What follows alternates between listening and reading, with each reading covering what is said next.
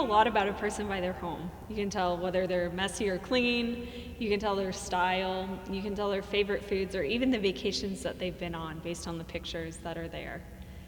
The question we want to ask this week is, if someone walks into your home, or if someone walked into mine, would they know that we're Catholic? Would they know that we desire to be saints? Would they know that we have a relationship with Jesus and want a deeper one with him? Because this is something that Jesus himself said that he desires, to be a part of our homes, to be the center of our families. In fact, in the book of Revelation, one of the visions that St. John has is of this, of Jesus wanting to be entered into a home, invited into a home. We hear these words. Jesus says this, "Behold, I stand at the door and knock. If anyone hears my voice and opens the door, then I will enter his house and dine with him, and he with me." And this is what Jesus desires, is to be invited into our homes in a deeper way. In fact, this is one of the things that he reiterated in the late 1600s to this little French nun named Saint Margaret Mary. Now, all of us can receive words from Jesus. We can hear him speak, whether in our conscience, in our prayer, or through reading the scriptures. But to some individuals, he appears in a great way, in a magnificent way. And to Saint Margaret Mary, he appeared many times in visions to her. And he appeared as this image that we now know of the Sacred Heart, of Jesus present with his heart exposed, his heart outside of his body. It's a heart that has flames coming out of it to reveal the fire of his love for us.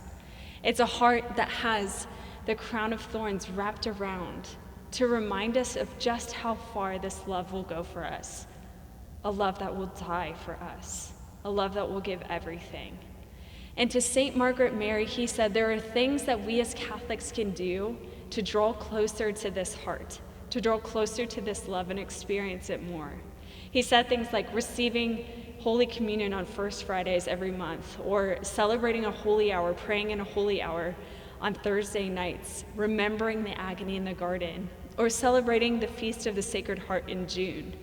But one of the things that he said is he desires for the image of his Sacred Heart, this heart that he says is a heart that so loved mankind, for that image to be present in our homes. So this Sunday for young saints, we're not going to send out a video, but we're going to invite you to a celebration. We're going to invite all of our families, including my own, to make a commitment to put Jesus at the center of our lives, of our families, of our homes.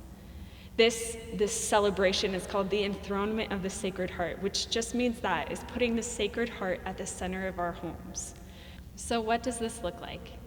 For the next 3 days, Thursday, Friday, and Saturday, we invite you to 15 minutes of prayer as a family, using the preparation guide in your Young Saints bag. So each day includes a gospel passage about Jesus' heart and what he offers us. Offers us rest and forgiveness and peace. There's some other prayers, and it concludes with each family saying a decade of the rosary, so 10 Hail Marys. Now, this is sometimes not for the faint of heart. Even just saying 10 Hail Marys with my kids 6 and under, it's like hard work, sweaty work.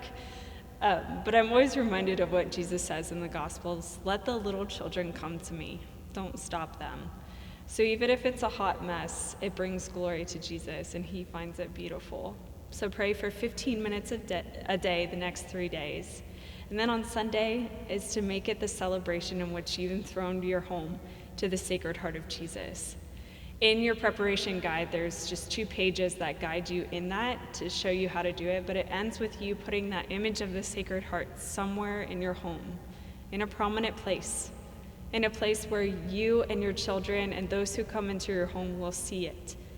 And it's a way for us to remember this love of Jesus, the love that the Sacred Heart reveals. And the third commitment is this. Every day after that is to say some kind of prayer to the Sacred Heart of Jesus.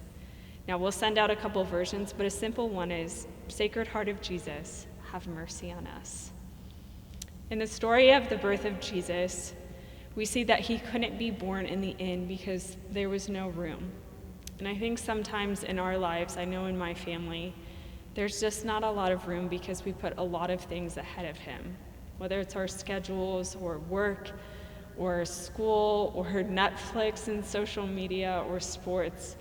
Sometimes we just push Jesus out of the center bowl, and this is a chance for all of us, my family and yours, to put him back where he belongs, in the center of our families, in the center of our homes, in the center of our lives. Sacred Heart of Jesus, have mercy on us.